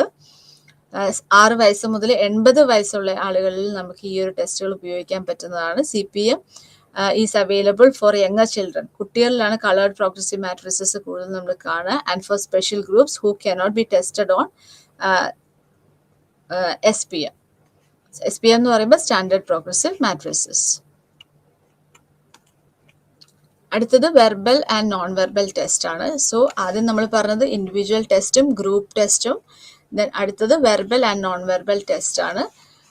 ഈ ഒരു ക്ലാസിഫിക്കേഷൻ ആണ്. അപ്പോൾ ഏത് തരത്തിലുള്ള ഐറ്റംസ് വെച്ചിട്ടാണ് നമ്മൾ ടെസ്റ്റ് ചെയ്യുന്നത് അതിനെ ബേസ് ചെയ്തിട്ടാണ് ഈ ഒരു ക്ലാസിഫിക്കേഷൻ വരുന്നത്, വെർബൽ ടെസ്റ്റും നോൺ വെർബൽ ടെസ്റ്റും. സോ വെർബൽ ടെസ്റ്റ് എന്ന് പറയുമ്പം അവിടെ ഡെഫിനറ്റ്ലി ലാംഗ്വേജിന്റെ യൂസ് വരും. So verbal test is ability to use and solve problems using language-based reasoning. So verbal tests are those which require the use of language for successful performance. So പല വേർഡ്സിൻ്റെ meaning ചോദിക്കുക, ചില sequences ചോദിക്കുക, ഇതെല്ലാമാണ് നമ്മൾ verbal test കൊണ്ട് ഉദ്ദേശിക്കുന്നത്. So language abilities അല്ലെങ്കിൽ language fully ആയിട്ട് അറ്റൻഡ് ചെയ്യാത്ത കുട്ടികളിൽ ഈ ടെസ്റ്റുകൾ നമുക്ക് ഉപയോഗിക്കാനായിട്ട് സാധിക്കില്ല. അതുപോലെ ഇല്ലിറ്ററേറ്റ് ആയിട്ടുള്ള ആളുകളിൽ നമുക്ക് ഈ ഒരു ടെസ്റ്റ് ഉപയോഗിക്കാൻ സാധിക്കില്ല. ദെൻ അതുപോലെ വേറൊരു കാറ്റഗറി എന്ന് പറയുമ്പോൾ സ്പീച്ച് ഡിഫിക്കൽട്ടി ഉള്ളവരിലും നമ്മൾ വെർബൽ ടെസ്റ്റുകൾ ഉപയോഗിക്കാറില്ല. സോ ആ ഒരു ഡിഫിക്കൽട്ടി ഓവർകം ചെയ്യാൻ വേണ്ടിയിട്ടാണ് നോൺ വെർബൽ ഇൻ്റലിജൻസ് ടെസ്റ്റുകൾ പിന്നീട് ഡെവലപ്പ് ചെയ്തത്. നോൺ വെർബൽ ടെസ്റ്റുകളിൽ വരുന്നത് Kohs block design test. So അതിനകത്തൊരു ഡിസൈൻ കാണിക്കും, ആ ഡിസൈനിനനുസരിച്ച് നമ്മൾ ആ ഡിസൈൻ വരച്ചെടുക്കണം. Then cube construction test, pass along test, Raven's progressive matrices. നിങ്ങൾ ഇൻ്റലിജൻസ് ടെസ്റ്റ് നിങ്ങൾ ചെയ്യുമ്പോൾ ഇത്തരത്തിലുള്ള ടെസ്റ്റുകളുമായിട്ട് നമ്മൾ ഫെമിലിയർ ആവും. അടുത്തത് കൾച്ചർ ഫെയർ ടെസ്റ്റ് ആണ്. Culture fair test and culture biased test, ഇങ്ങനെ രണ്ട് രീതിയിലുണ്ട്. കൾച്ചർ ഫെയർ ടെസ്റ്റ് എന്ന് പറയുമ്പോൾ every culture is unique in terms of their values, language, expectations, demands and environmental experiences. So ഓരോ ഏതൊരു കൾച്ചറിൽ വളർന്ന കുട്ടികളിലും അല്ലെങ്കിൽ വളർന്ന വ്യക്തികളിലും ചെയ്യാൻ പറ്റുന്ന ടെസ്റ്റുകളാണ് നമ്മൾ കൾച്ചർ ഫെയർ ടെസ്റ്റ് എന്ന് നമ്മൾ ഉദ്ദേശിക്കുന്നത്. അതിന് എക്സാമ്പിളാണ് ഇപ്പോൾ റാവൻസ് പ്രോഗ്രസീവ് മാട്രിസസ്. ഞാൻ പറഞ്ഞല്ലോ, അപ്പം മിസ്സിംഗ് പാർട്ട് കണ്ടുപിടിക്കുക. അപ്പം ഇപ്പുറത്തെ സൈഡിലുള്ള 7-8 ഓൾട്ടർനേറ്റീവ്സിൽ നിന്ന് നമ്മൾ ആ മിസ്സിംഗ് പാർട്ട് കണ്ടുപിടിച്ചാൽ മതി. സോ അതൊരു കൾച്ചർ ഫെയർ ടെസ്റ്റാണ്. ഏത് കൾച്ചറിലുള്ള ഏത് സാഹചര്യത്തിലുള്ള ആളുകളിലും നമുക്ക് ഈ ഒരു ടെസ്റ്റ് അപ്ലൈ ചെയ്യാൻ സാധിക്കും. അതുപോലെ റാവൻസ് ടെസ്റ്റ് എന്ന് പറയുമ്പോൾ അതൊരു ഗ്രൂപ്പ് ടെസ്റ്റ് കൂടിയാണ്. ആ ബുക്ക്ലെറ്റ് ഇത്ര ബുക്ക്ലെറ്റ്സ് ഉണ്ടെങ്കിൽ നമുക്ക് ബുക്ക്ലെറ്റ്സ് എത്രത്തോളം ഉണ്ടോ അത്രയും ആളുകളിൽ നമുക്ക് അറ്റ് എ ടൈം അത്തരത്തിലുള്ള ടെസ്റ്റുകൾ ഉപയോഗിക്കാനായിട്ട് സാധിക്കും. സോ കൾച്ചർ ഫെയർ ടെസ്റ്റ് എന്ന് പറയുമ്പോൾ assessing individuals belonging to different cultures. Psychologists came up with this test which are free from any cultural bias. അപ്പോൾ ഒരു പെർട്ടിക്കുലർ കൾച്ചർ ഉള്ളവരിലേ നമുക്കിത് ഉപയോഗിക്കാൻ പറ്റൂ എന്നുള്ള പ്രോബ്ലം അവിടെ വരുന്നില്ല. റാവൻസ് പ്രോഗ്രസീവ് ടെസ്റ്റ് പോലെ തന്നെയുള്ള വേറൊരു ടെസ്റ്റാണ് draw a man test. So draw a man ടെസ്റ്റിൽ നമ്മൾ ചെയ്യുന്നത് വ്യക്തികൾ വരുമ്പോൾ അല്ലെങ്കിൽ ക്ലയൻസ് വരുമ്പോൾ നമ്മൾ അവരോട് ഒരു വ്യക്തിയുടെ പടം വരയ്ക്കാനാണ് പറയുക. ഒരു മനുഷ്യന്റെ പടം വരയ്ക്കാൻ പറയും. സോ ആ വരയ്ക്കുന്നതിൽ എത്രത്തോളം സ്പെസിഫിസിറ്റി ഉണ്ട്, എത്രത്തോളം ഡീറ്റെയിൽസ് ഉണ്ടോ അതനുസരിച്ച് അവരുടെ ഇന്റലിജൻസ് നമുക്ക് അളക്കാൻ സാധിക്കും. സോ അതാണ് ഡ്രോ എ മാൻ ടെസ്റ്റ്. അതും ഒരു കൾച്ചർ ഫെയർ ടെസ്റ്റ് ആണ്. Then culture biased test. Culture biased test എന്ന് പറയുമ്പം അത് ഒരു പെർട്ടിക്കുലർ കൾച്ചർ ഉള്ളവരിൽ അല്ലെങ്കിൽ പെർട്ടിക്കുലർ കൾച്ചറിൽ നിന്ന് വരുന്നവരിലായിരിക്കും നമ്മൾക്ക് അത്തരത്തിലുള്ള ടെസ്റ്റുകൾ ഉപയോഗിക്കാനായിട്ട് സാധിക്കുക. സോ അതാണ് കൾച്ചർ ബയസ്ഡ് ടെസ്റ്റ് എന്ന് പറയുന്നത്. ഓക്കെ, സോ ഇത്രയാണ് നമ്മൾ ഇന്നത്തെ ക്ലാസ്സിൽ വരുന്നത്. നമുക്കിനി ഒന്ന് റിവൈസ് ചെയ്യാം.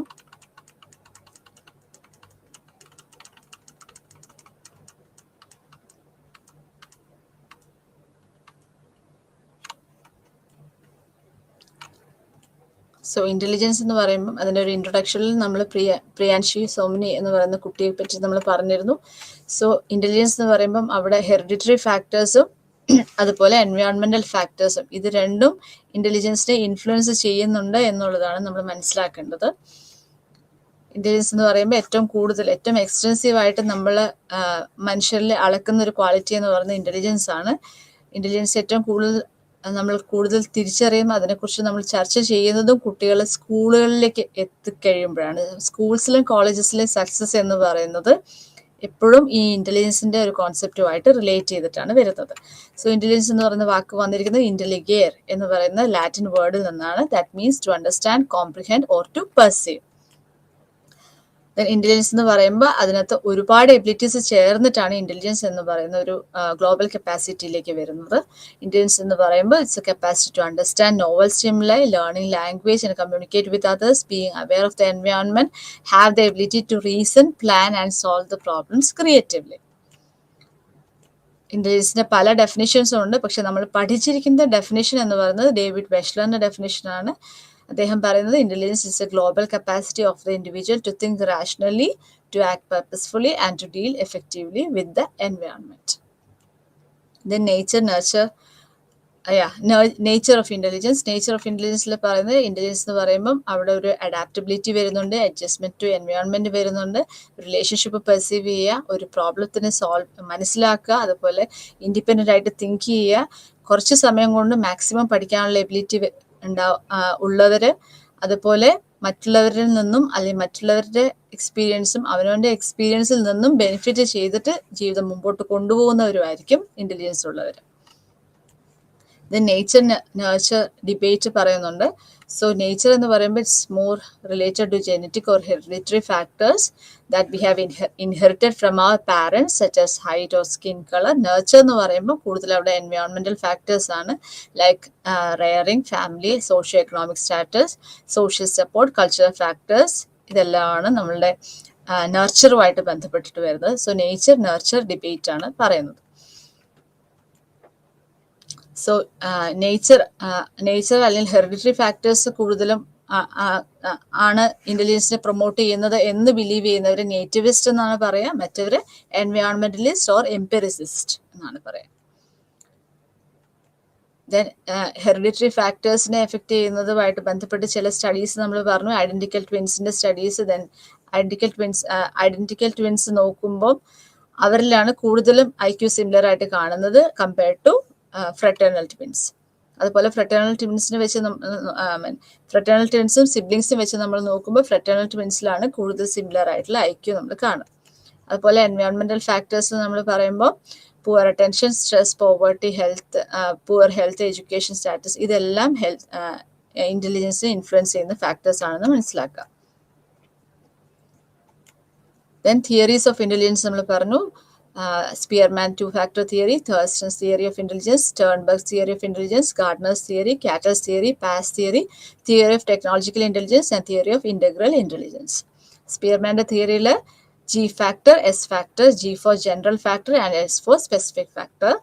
Then Thurston's theory le പറയുന്നത് നമുക്ക് 7 clusters of primary mental abilities ആണ്. അതുപോലെ ഈ ക്ലസ്റ്റേഴ്സ് എല്ലാം ഇൻഡിപെൻഡന്റ് ആയിട്ടാണ് വർക്ക് ചെയ്യുന്നതെന്നാണ് പറയുന്നത്. സോ അതുകൊണ്ട് വേർഡ് ഫ്ലുവൻസി ഉള്ളവരിൽ കമ്പൽസറി ആയിട്ട് വെർബൽ കോംപ്രിഹെൻഷൻ ഉണ്ടാവണമെന്ന് നിർബന്ധമില്ല. ഇതെല്ലാം ഇൻഡിപെൻഡന്റ് ആയിട്ടാണ് വർക്ക് ചെയ്യുന്നത് എന്നുള്ളതാണ് തേഴ്സ്റ്റന്റെ തിയറിയിൽ പറയുന്നത്. So word fluency, verbal comprehension, spatial visualisation, perception speed, numerical ability, reasoning, associative memory.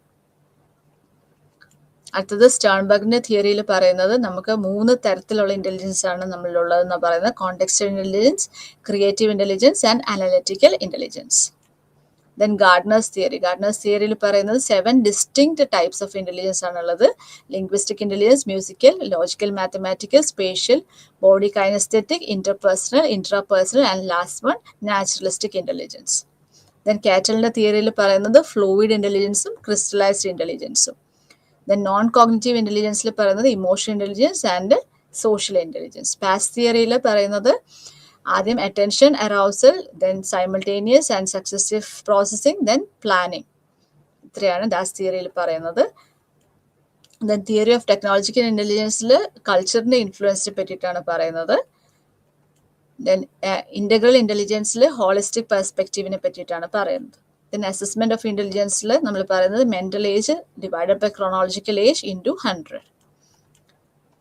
Then types of intelligence individual test, group test, then basis of nature of item use verbal test, then non-verbal test, then basis of culture വരുന്നത് culture fair test and culture biased test.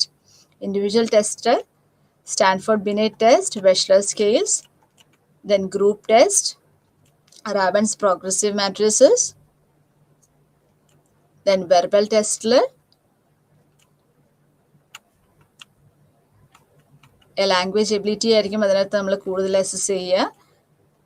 Then non verbal ടെസ്റ്റിൽ Kohs block design, cube construction design, pass along test, ഇത്തരത്തിലുള്ള ടെസ്റ്റുകളായിരിക്കും verbal ടെസ്റ്റിൽ വരുന്നത്, non verbal ടെസ്റ്റിൽ വരുന്നത്. Then culture fair ടെസ്റ്റിന് example ആണ് culture Raven's progressive matrices, draw a man test. Then culture bias ടെസ്റ്റിൽ വരുന്നത് കൾച്ചറുമായിട്ട് ബന്ധപ്പെട്ട ഒരു പർട്ടിക്കുലർ കൾച്ചറിലുള്ള ആളുകളിലായിരിക്കും നമുക്ക് ഇത്തരത്തിലുള്ള ടെസ്റ്റുകൾ ഉപയോഗിക്കാനായിട്ട് സാധിക്കുക. സോ ഇന്റലിജൻസ് എന്ന് പറയുമ്പോൾ ഒരു ഗ്ലോബൽ കപ്പാസിറ്റി, ദെൻ പല തിയറീസ് നമ്മൾ പറഞ്ഞു. തേഴ്സ്റ്റന്റെ തിയറി, ഹോവർഡ് ഗാർഡനറിന്റെ തിയറി, സ്റ്റേൺബർഗിന്റെ തിയറി, കാറ്റൽ. ഇത്രയും കാര്യങ്ങളാണ് നമ്മൾ ഇന്നത്തെ ക്ലാസ്സിൽ നമ്മൾ കവർ ചെയ്തത്. സോ ക്ലാസ് മനസ്സിലായെന്ന് വിചാരിക്കുന്നു. ഈ പറഞ്ഞ പോയിന്റ്സുകളെല്ലാം നമ്മൾ ശ്രദ്ധിക്കുക. ഇന്റലിജൻസിന്റെ കപ്പാസിറ്റി, ദെൻ ഇന്റലിജൻസിന്റെ nature, different theories of intelligence, different factors that affect intelligence, including hereditary factors and environmental factors, then measurements of intelligence, different tests of intelligence. Okay, so thank you.